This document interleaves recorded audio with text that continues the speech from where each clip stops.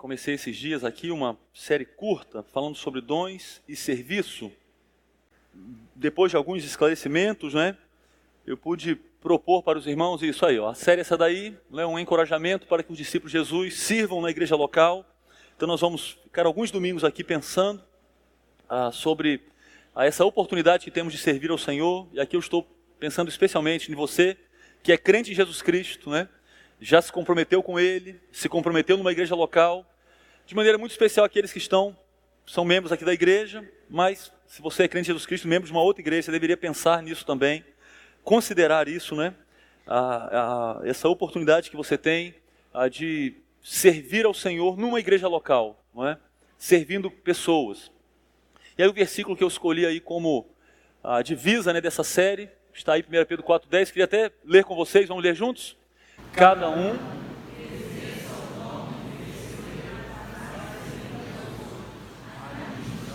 fielmente.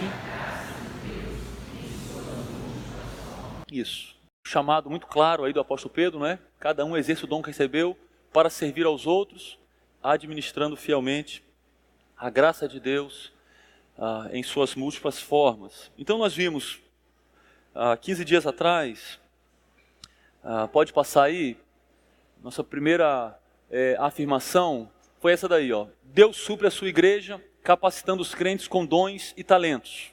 Eu penso que alguns vão lembrar disso daí. Então nós falamos aqui, Deus, quem que capacita os servos do Senhor a servir?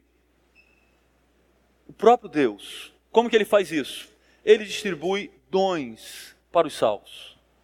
E Ele faz isso segundo a vontade dEle. E vimos aqui algumas implicações, Então não é para a gente ficar competindo com os dons, não é para a gente ficar, eu vou orar para eu receber um dom, não é assim. Ele distribui os dons e cabe a nós exercitar esses dons, usar esses dons. E aí nós falamos também dos talentos, que são habilidades naturais que também devem ser usadas para o serviço aí e para abençoar os outros, Nós vimos isso. Mas hoje eu queria pensar com vocês uma outra afirmação. Vamos avançar um pouquinho mais aí, de maneira breve, aqui. Então nós falamos que a capacitação para o trabalho vem do Senhor, Da última vez, por meio da distribuição dos dons. Hoje eu gostaria de falar um pouquinho sobre a motivação para o trabalho. Qual é a motivação para o trabalho? Qual é? O amor. Então a motivação para o trabalho é o amor. E está escrito aí, não é à toa que está escrito a motivação, não é uma das motivações. A Bíblia não deixa a opção para a gente, Então, eu gostaria de servir. Eu gostaria de convidar você hoje a avaliar a motivação para o serviço. Para isso nós vamos ler 1 Coríntios, no capítulo 13. Vamos ler aí. Na verdade, começando no 12, 31, na parte B, até o capítulo 13, no versículo 3.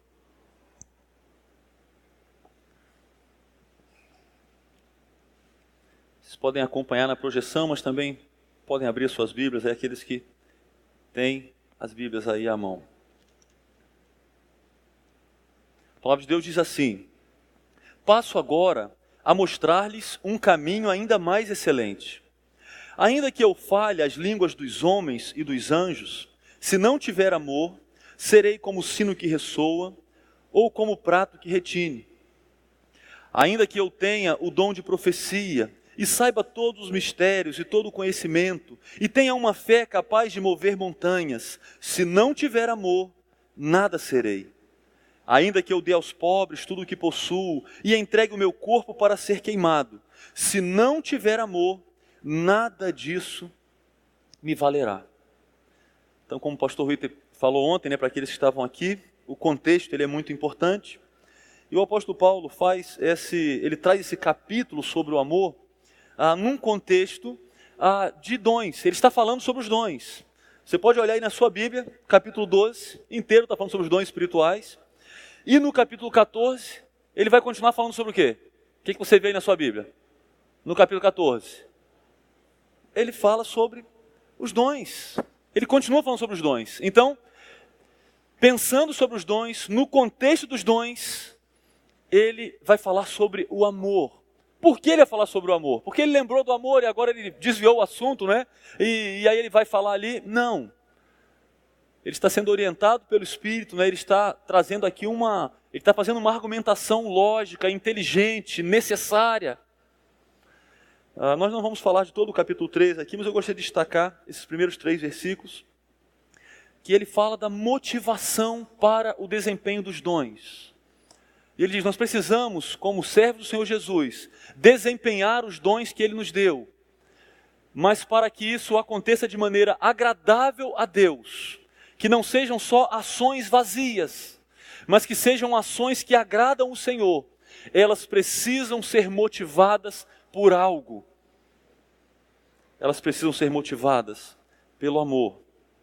E o amor que ele fala aqui, já é importante, não é, esclarecer, porque nós vivemos num tempo de uma banalização da palavra amor, não é?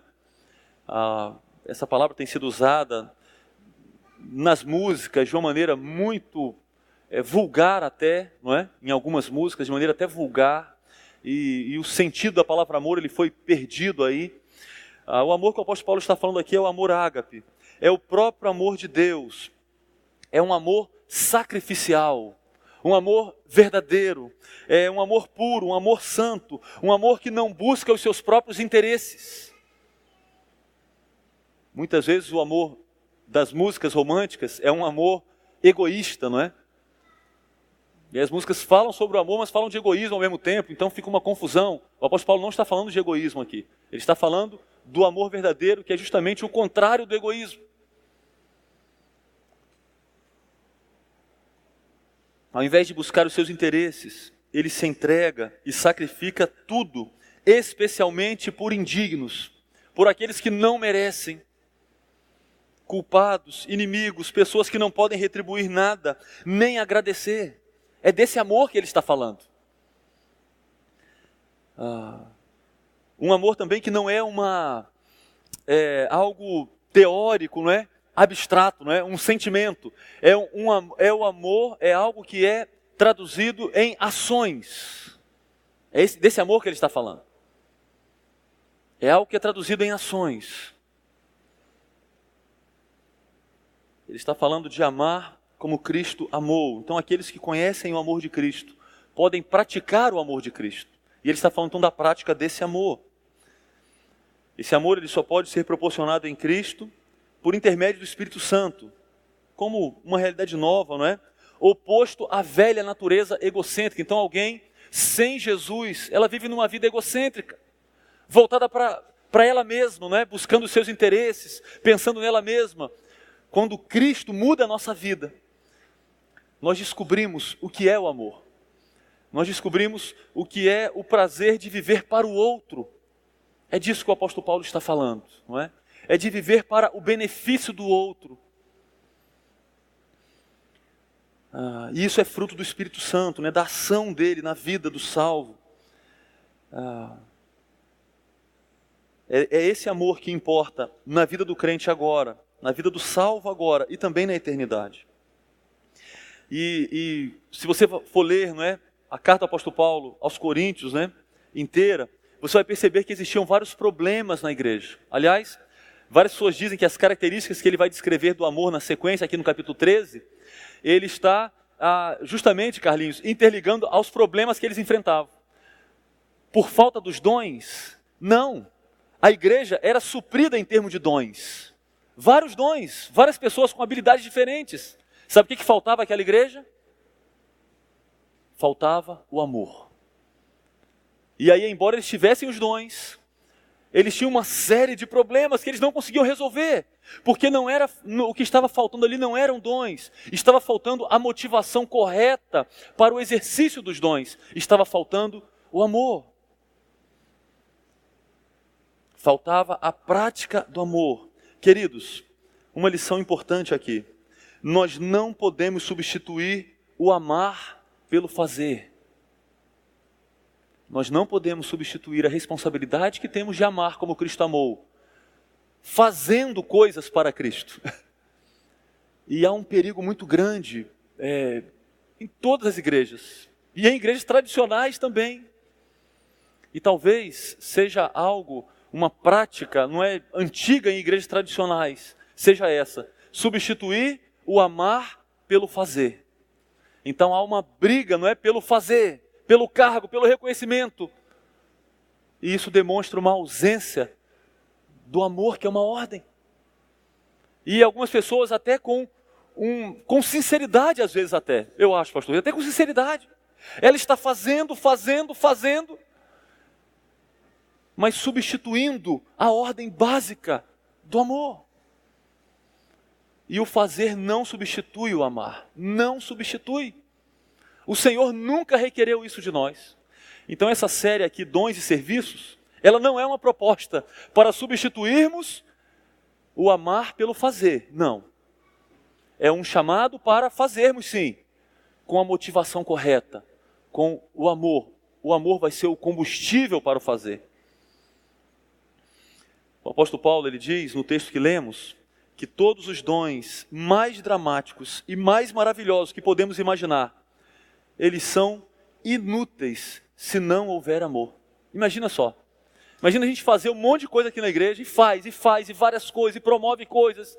E aí o Senhor vai e diz assim para nós: isso não valeu nada. E aí nós investimos dinheiro, investimos tempo, investimos energia e nos cansamos. E aí o Senhor fala assim: isso não valeu nada. Mas espera aí, como nada? Porque faltou a motivação correta. É possível um crente se cansar na igreja de tanto trabalhar e o Senhor dizer assim: isso não valeu nada. É possível? É possível. Esse texto está falando que é possível. Precisa ter a motivação correta. Precisamos da motivação correta. O exercício mais generoso dos dons espirituais não pode compensar a falta de amor. E alguém poderia argumentar: mas eu fiz, mas eu me esgotei, eu até fiquei doente, tanto que eu trabalhei. Precisa ser motivado pelo amor. É o que o texto está dizendo. Por isso ele começa no versículo 31 aí, ele diz: passo agora a mostrar-lhes um caminho ainda mais excelente. Uma alternativa para aquela forma invejosa que os coríntios buscavam e usavam seus dons. É o caminho do amor. Como que você vai substituir aquela competição que invade a igreja? Quando a igreja passa a trilhar o caminho do amor.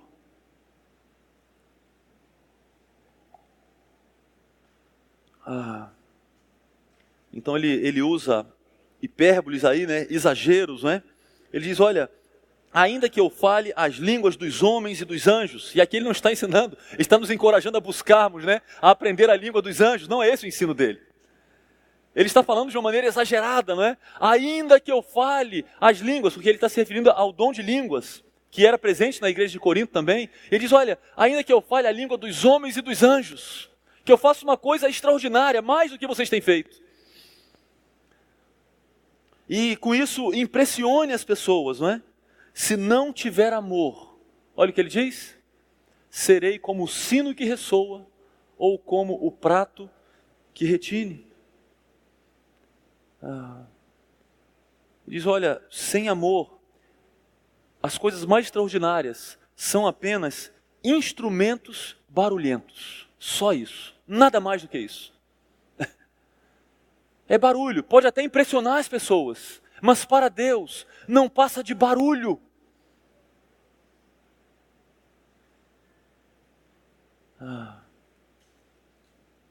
No verso 2 ele diz: olha, agora ele fala sobre o ensino. Ainda que eu tenha o dom de profecia e saiba todos os mistérios e todo o conhecimento, e tenha uma fé capaz de mover montanhas, se não tiver amor, nada serei. Precisamos de um bom conhecimento do cristianismo e da Bíblia. Mas o teólogo e o salvo, que conhecem muito, precisam saber que se não tiverem amor, isso não vai valer nada. Nada. Mas puxa, mas o conhecimento dele é impressionante, o conhecimento dela é impressionante, mas ele ensina tão bem, ou ela ensina tão bem. A habilidade do ensino não substitui a necessidade do amor. Não substitui a necessidade da motivação do amor.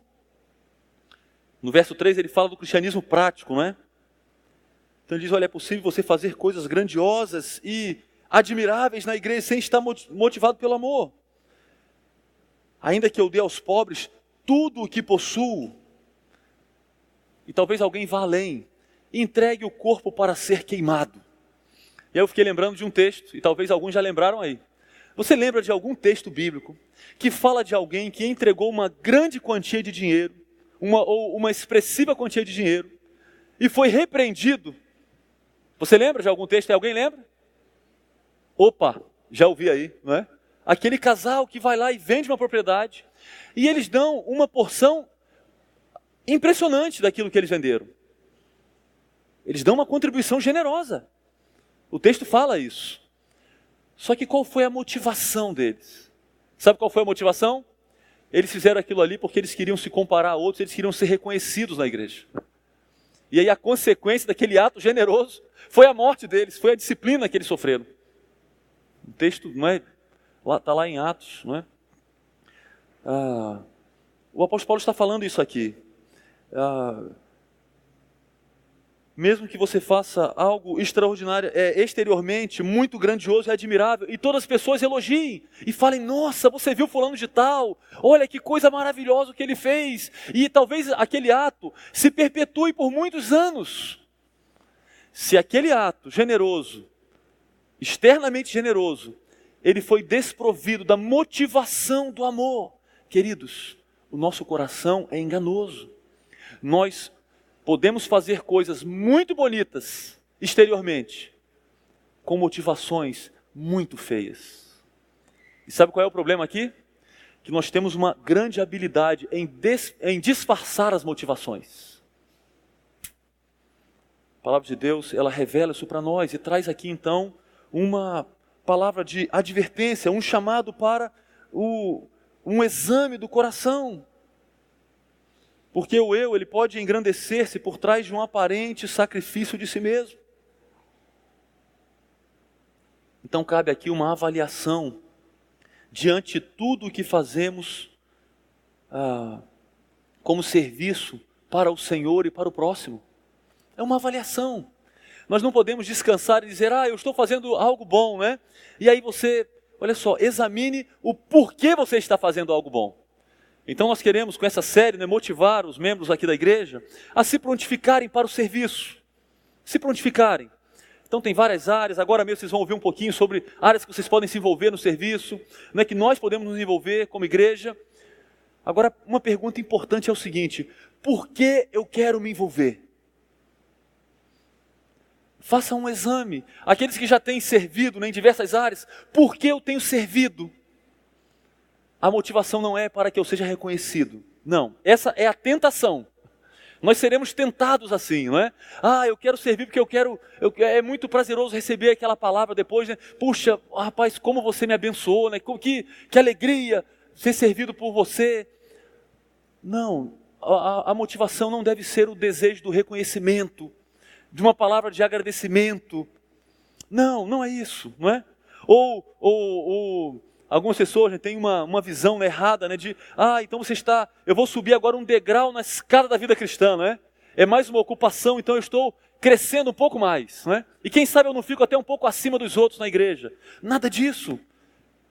Nós estamos falando do amor, do desejo de servir, sem esperar nada em troca. Aliás, porque nós já recebemos a salvação do Senhor, recebemos o perdão de Jesus, recebemos a capacitação do Senhor. E agora eu quero usar o que Ele me deu para o benefício do próximo, para o serviço do próximo. E a postura como trabalhamos pode indicar a nossa motivação. Então sabe por que muitas vezes nós ficamos muito zangados pela falta de gratidão? A gratidão ela é uma coisa boa, olha só, não estou condenando aqui a gratidão não. Ela é excelente, ela é bem-vinda, não é? A Bíblia nos encoraja a esse encorajamento mútuo de gratidão. A Bíblia nos ensina isso.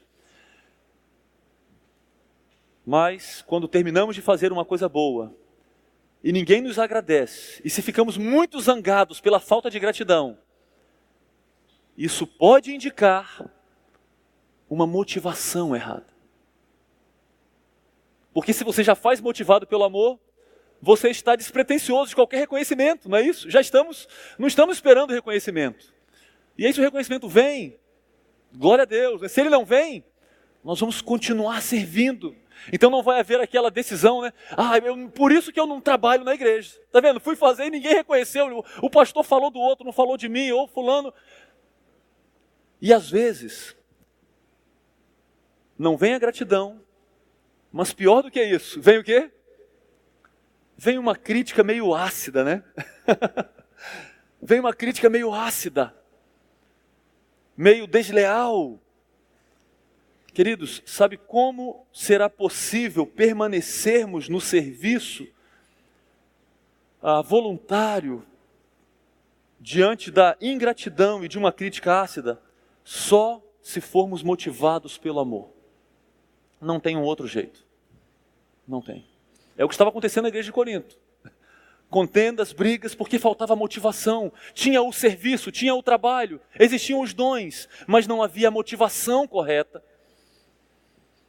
E aqui nós estamos falando sobre o serviço na igreja, mas isso aqui se aplica para a família, não é? É claro que tem aplicações para a família também, não é? Agora, cuidado com o julgamento das motivações. Nós não estamos sendo chamados aqui a julgarmos as motivações dos outros. Bem que eu vi a maneira como ele falou, é porque ele estava motivado. Não, não é isso. Nós somos chamados a julgarmos as nossas motivações. Esse exame é pessoal. Não trabalhe para impressionar ninguém. Trabalhe para servir os seus irmãos por amor ao Senhor e por amor a eles, aos seus irmãos. Trabalhe, não é? Com essa motivação.